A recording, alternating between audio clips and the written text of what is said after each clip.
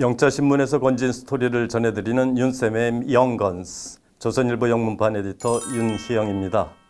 홍대감의 서얼인 홍길동은 홍대감 본처 소생인 홍인영을 형이라고도 부르지 못합니다. 그래서 나오는 대목이 아버지를 아버지라 부르지 못하고 형을 형이라 부르지 못한다, 이런 대목입니다. 고 김대중 전 대통령과 부인 이호 여사가 남긴 유산을 두고 법정 소송을 벌이고 있다고 하는 김대중 평화센터 김홍업 이사장, 그리고 더불어민주당의 김홍걸 의원 형제, 그리고 우리나라 1세대 아나운서 임태근 씨의 두 자제인 가수 임재범 씨와 배우 손지창 씨 형제, 이들은 모두 이복 형제들입니다. 이복 형제는 영어로 뭐라고 할까요? half brother라고 합니다. 그러니까 아버지 쪽 절반의 피만 받았다는 뜻이죠. 같은 이치로 이복 자매는 half sister라고 합니다. 오늘은 한 입양아의 애처롭고 안타까운 사연을 소개해 드리려고 하는데요. 이 주인공도 이복 언니들 때문에 고통을 겪고 있는 사연을 갖고 있습니다. 1984년, 그러니까 지금으로부터 36년 전에 미국 디트로이트로 입양된 강미숙 씨 이야기입니다.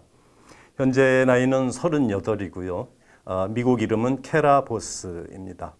사진과 함께 한번 사연을 잠깐 들어보시죠. 그때 나이는 2살, 이름은 강미숙. 지금 나이는 38, 이름은 케라보스.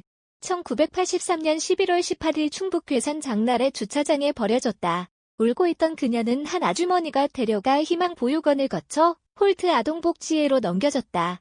이듬해 9월 25일 미국 디트로이트에 도착, 친자녀 둘을 둔 부부에게 입양됐다. 지금은 한국 친부모에 대한 아무런 기억도 없다. 잊으려 한 것이 아니라 생판 낯선 환경으로 쫓겨났다는 트라우마가 지워버렸다.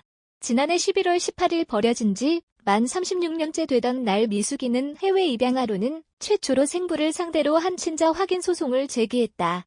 지난해 1월 DNA 테스트 웹사이트를 통해 한국의 사촌과 조카들을 찾아냈다. 그리고 그 관계를 좁혀나가다가 아버지가 지금은 85세이고 서울 강남에 살고 있다는 사실을 밝혀냈다. 하지만 그게 끝이었다. 만날 수가 없었다. 아버지가 큰 집 살림에서 낳은 이복자매들이 만남을 거부했다. 미숙이는 지난 2월 한국에 와서 DNA 테스트를 받았다. 친아버지도 4월에 법원 명령에 따른 검사를 받았다. 결과는 친부일 가능성이 99.987%.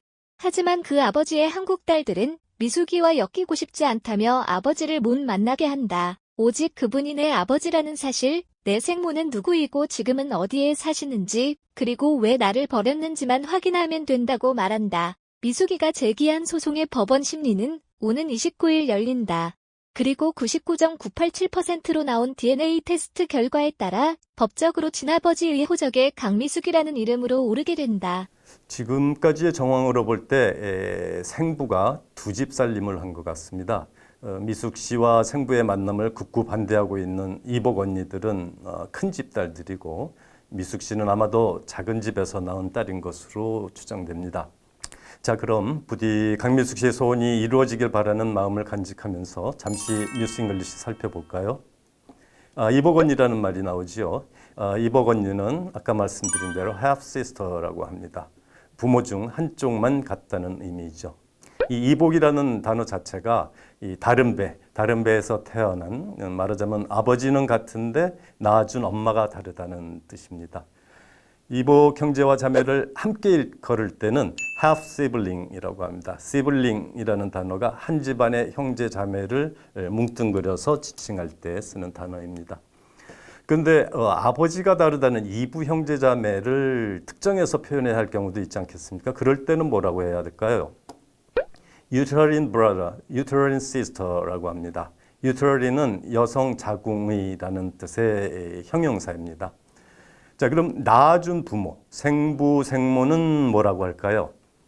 biological father, biological mother라고 합니다. 생물학의 생물학적인의 뜻인 biological을 앞에 붙이는 겁니다. 그러면 생부모, 친부모, 부모를 합쳐서 할 때는 biological parents라고 합니다. 그리고 그 생부 생모를 그 출생이라는 뜻의 명사 birth를 붙여서 birth father, birth mother라고도 합니다. 이제 강미숙 씨는 이제 법원 판결이 내려지면 서울 강남에 산다는 그 생부 친아버지 호적에 오르게 될 거라고 합니다. 호적은 그러면 영어로 뭐라고 그럴까요? 글자 그대로 가족 명부라고 할 수 있습니다. 그래서 영어로도 Family Register라고 합니다.